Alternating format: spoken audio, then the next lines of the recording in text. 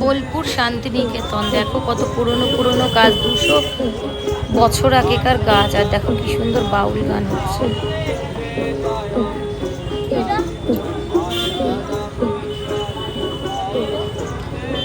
ছাতিমতলা, কুড়ে ঘর, কত লোক মিউজিয়ামে যাওয়ার জন্য দাঁড়িয়ে রয়েছে টিকিট কাটার জন্য। টিকিট কিন্তু 100 টাকা করে পার হেড।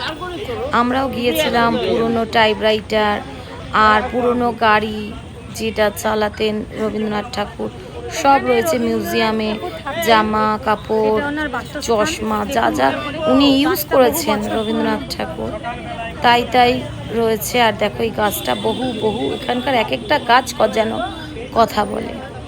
এত ভালো, যারা শান্তিনিকেতন গেছো তাদের মনটা যেন শান্তিতে ভরে গেছে, যেমন আমাদেরও তেমন।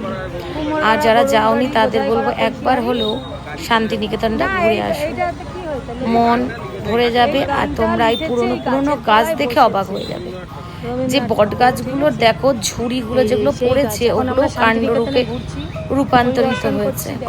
এত সুন্দর আর এত ঠান্ডা জায়গাটা, পলিউশন খুবই খুবই কম, আর চারিদিকে খালি সবুজ আর সবুজ, সবুজে ঘেরা শান্তিনিকেতন।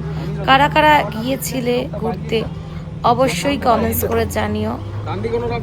আমরাও ঘুরতে এই নিয়ে 3বার গেলাম, ভীষণ ভালো লেগেছে।